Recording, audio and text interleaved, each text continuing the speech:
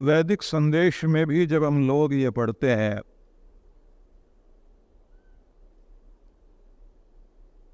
कि सवेरे उठकर यदि आपने कुछ भी कामना करनी है तो केवल श्रद्धा की याचना कीजिए। श्रद्धां प्रातरावामहे।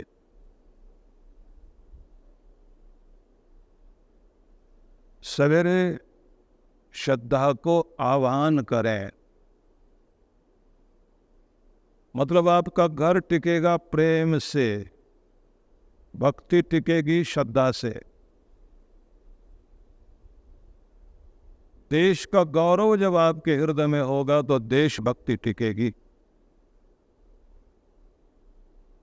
और यदि आपकी श्रद्धा में कमी है तो ये बात ध्यान रख लेना, आपकी भक्ति नहीं टिक पाएगी। धर्म भी तभी कर पाओगे जब आपके अंदर दया होगी। जितनी भीतर दया है तो इसका मतलब परमात्मा याद है, इसलिए दया को उल्टे तो याद बनता है। जीवन का लाभ ही तभी मिलेगा आपको। याद रहे परमात्मा तो याद रहेगा जब दया करोगे, और दया करोगे तो इसका मतलब है याद है आपको परमात्मा, मालिक याद है। वो याद है तो भला करने की चाहत जागेगी। भला को उलट के देखिए तो शब्द बनता है लाभ, तो फिर लाभ की प्राप्ति होगी। जब याद करोगे तो फिर ध्यान रखना कि जप तप साधना कीर्तन भजन सब जो भी चलता है जीवन में, कीर्तन चलता है तो कीर्तन में भी जब तक आपके भीतर की तरंगें नर्तन न करने लग जाएं, तब तक आपका कीर्तन भी आपको प्रभावित नहीं करेगा। इसलिए कीर्तन शब्द को भी उल्टें तो शब्द बनता है नर्तकी। आपकी समस्त ऊर्जा नर्तकी बन जाए। नर्तन क्रिया में, भरतनाट्यम में एक विधि ये भी चलती है कि जिधर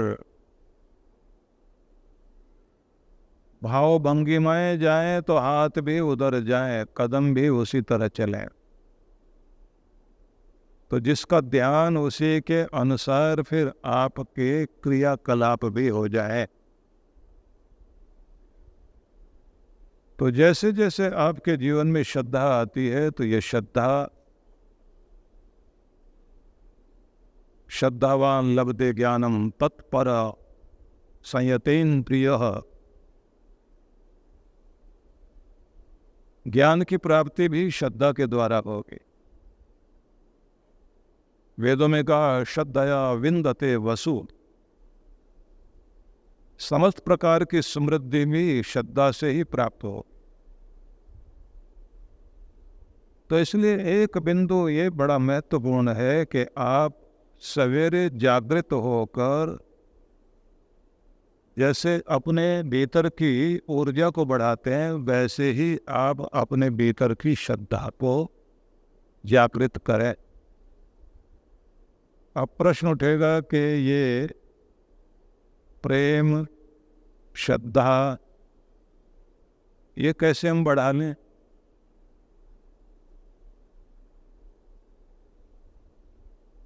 तो एक महत्वपूर्ण बिंदु है कि जितनी स्तुति करते हैं हम, तो उससे प्रीति जागती है। भगवान के गुणों का गान करते हैं तो उससे हमारे भीतर प्रीति जागती है। दया का सागर मेरा परमात्मा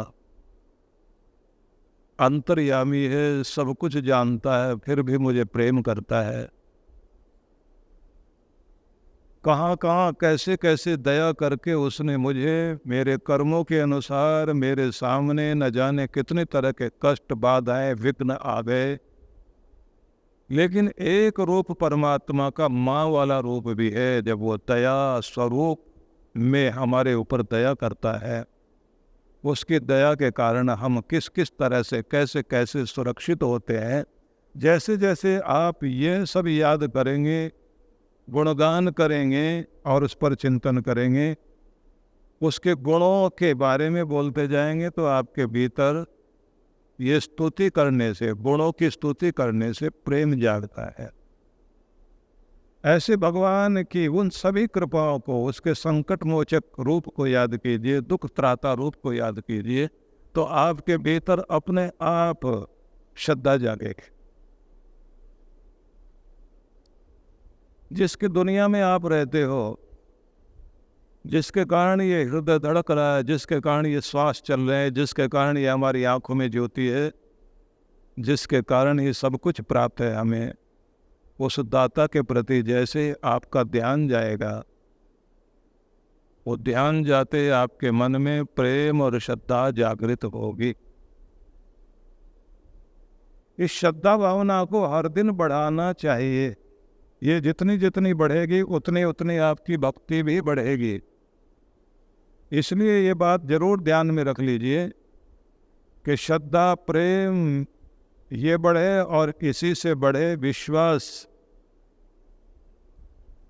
जब तक आपका विश्वास नहीं बढ़ेगा तो ये बात ध्यान रख लेना, जहां आपका विश्वास होता है आप जाते वहीं हैं। अगर विश्वास में कहीं कमी है तो आप देखेंगे अविश्वास की स्थिति में आप कुछ भी नहीं कर पाते। तो श्रद्धा भी चाहिए, विश्वास भी चाहिए। ये भी आपने समझ लिया कि श्रद्धा और विश्वास बढ़ाने के लिए आपको भगवान की महिमा को, उसकी कृपाओं को, उसकी देन को याद करना चाहिए। और सबसे बढ़िया तरीका, 10 ऐसी चीजें याद करिए जो आपकी जिंदगी में अब परमात्मा ने आपको एक वरदान के रूप में थी। उसकी जो नेमत है, उसकी जो मेहरबानियां हैं, उसे याद कीजिए। 5 वो चीजें याद कीजिए जहां जहां से भगवान ने आपको बचाया। फिर उस रूप को याद कीजिए जहां भगवान ने किसी न किसी के बहाने से किसी भी को भी आगे करके आपकी सहायता की और आपके काम बने। फिर उसे याद करना कि जिन पर बहुत भरोसा था वो अपने भी भरोसा तोड़ गए थे, और उस समय परीक्षा में मैं जिंदगी की कठोर स्थिति में अकेला अपने को पा रहा था, फिर भी मेरे भगवान ने कोई न कोई तरीका निकाल कर मेरा काम बना दिया। उस कृपा को याद करिए। ये सारी चीज़ें आपको 10, 15, 20 चीज़ें लिखकर रखनी चाहिए, जिनको आप रोज़ दोहराएं और दोहराते हुए कहें कि तू है मेरे साथ, इसलिए मैं सुरक्षित हूँ। तेरा नाम सहारा बनकर आता है मेरे साथ, तेरा ध्यान करता हूँ तो मुझे शक्ति मिलती है। तेरी और जैसे मेरा ध्यान जाता है, मेरा आत्मिक बल बढ़ता है, तो हर पल मेरे साथ है। और मैं तो निवेदन करूंगा कि आप अपने भगवान के जिस भी स्वरूप को आप पूजते हैं, जो भी आपका इष्ट देव है, क्योंकि हम सब आकार की दुनिया में रहते हैं और चित्रों की भाषा में सोचते हैं। जब भी आप कोई शब्द सोचेंगे तो आपके अंदर कोई ना कोई आकृति बन जाएगी, कोई चित्र बन जाएगा। इसलिए मूर्तिमान जगत में रहने के कारण हमारे अंदर आकृतियां बनती हैं। जब आकृतियां बनती हैं तो जिस भी रूप में आप भगवान को पूजते हैं, उस स्वरूप को आप सामने रख लीजिए। पर कोशिश ये करो मूर्त से अमूर्त की यात्रा हो जाए। मूर्तिमान स्वरूप को देखते देखते सूक्ष्म की ओर जाइए, सूक्ष्म से अति सूक्ष्म की ओर जाइए, फिर आप ज्योति स्वरूप की तरफ जाइए और फिर उसके आनंदमय स्वरूप को ध्यान करते करते उसमें खो जाइए।